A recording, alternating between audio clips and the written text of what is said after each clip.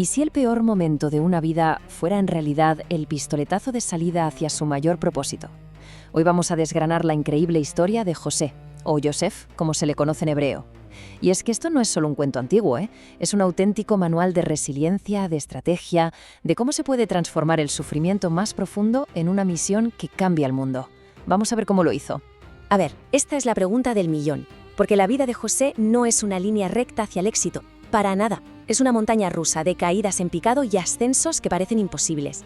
Y justo ahí, en esa aparente contradicción, es donde vamos a encontrar las claves que explican su historia. Entramos en la primera sección, del pozo al palacio. Para entender de verdad la magnitud de su ascenso, primero tenemos que medir la profundidad de su caída. Es un viaje que sinceramente desafía toda lógica. Fijaos bien en esta trayectoria, porque es brutal. Cada paso parece un descenso a un infierno peor, de ser el favorito de papá a que te vendan tus hermanos, de ahí a la casa de un oficial y de ahí a una mazmorra olvidado. Y desde ese punto, desde el fondo absoluto, se catapulta a la cima del poder mundial. La improbabilidad de esta secuencia es lo que engancha tanto de su historia. Entonces, ¿cuál fue el secreto? ¿Suerte? ¿Un milagro puntual? Pues el texto apunta a algo mucho más sólido, algo que no cambia, su carácter. Su verdadero superpoder no era interpretar sueños, no, era su integridad. Una integridad a prueba de bombas que mantuvo pasara lo que pasara. Y aquí viene lo interesante. Lo que de verdad llama la atención es cuándo aparece esta frase. El texto no dice Dios estaba con José cuando todo le iba de maravilla en casa. No, lo dice cuando es un esclavo. Lo dice cuando está en la cárcel. Esto es una pista clave. La fuente de su fuerza no venía de fuera, no dependía de las circunstancias. Era una convicción interna que no se rompía con nada. Aquí vemos cómo se forja ese carácter como el acero en el fuego. Primero, en la tentación. Su argumento para no ceder no es me van a pillar, es ¿cómo voy a hacerle esto a mi Dios? Es lealtad pura, no miedo. Luego, en la prueba de la cárcel, podría haber usado su don para salir de allí, pero en vez de eso, le dan todo el mérito a Dios. Y por último, en el poder, donde la venganza era un plato servido en bandeja, ¿qué hace?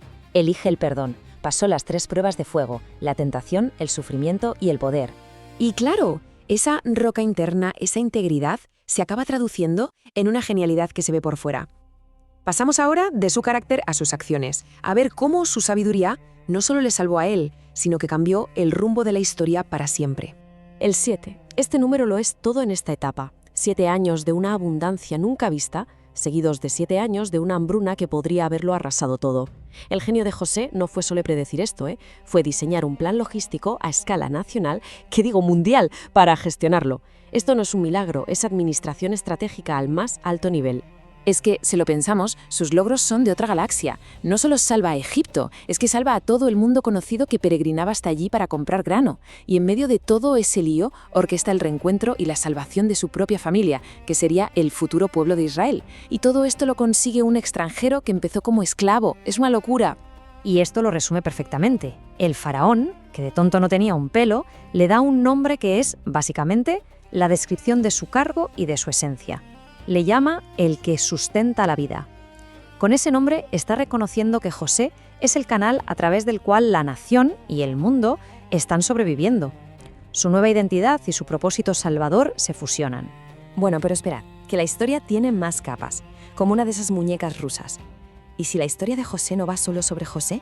Muchos teólogos y estudiosos la ven como un espejo profético, o sea, un patrón, una especie de tráiler que nos anticipa una historia todavía más grande que estaba por llegar. Mirad la tabla, es que los paralelismos son asombrosos, de verdad. Ambos son el hijo amado. Ambos son rechazados por su propia gente, vendidos por el precio de un esclavo. Ambos son elevados desde lo más bajo, el pozo, la tumba, a un trono de poder absoluto. Y desde ahí, los dos ofrecen salvación al mundo.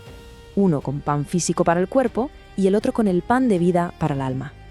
El patrón es tan preciso que cuesta muchísimo pensar que sea una simple coincidencia. Y para terminar, vamos a lo más personal. ¿Cómo procesó José todo su trauma?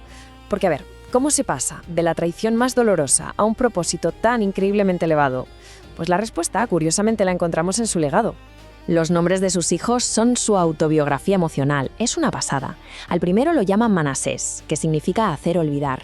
Con esto reconoce que necesita superar el dolor. Pero, ojo, no se queda ahí. Al segundo lo llama Efraín, fructífero, y añade la coletilla en la tierra de mi aflicción. El mensaje es potentísimo. No se trata de borrar el sufrimiento, sino de transformarlo en fruto, justo en el lugar donde sufrió. Y esta es la frase que lo cierra todo. La perspectiva final. Delante de sus hermanos. No les quita la culpa, vosotros pensasteis hacerme mal, pero resitúa su mala acción dentro de un plan de Dios mucho más grande. Ve su propio sufrimiento no como un callejón sin salida, sino como la herramienta necesaria para salvar a miles de personas. Y esto, su última voluntad, es la prueba de fuego de su identidad. A pesar de todo su poder, de su estatus de semidios en Egipto, José nunca se sintió egipcio. Su último deseo fue que sus huesos no se quedaran en el lujo de Egipto, sino que volvieran con su pueblo a la tierra prometida. Sabía perfectamente quién era y de dónde venía. Y con esto terminamos. La historia de José nos lanza un desafío: mirar más allá de lo que se ve a simple vista en nuestras propias vidas. Nos empuja a buscar el propósito incluso en medio del caos. Y nos deja con una pregunta flotando en el aire. ¿Qué significado, qué patrón, se podría estar tejiendo ahora mismo sin que nos demos cuenta en el tapiz de nuestra propia historia?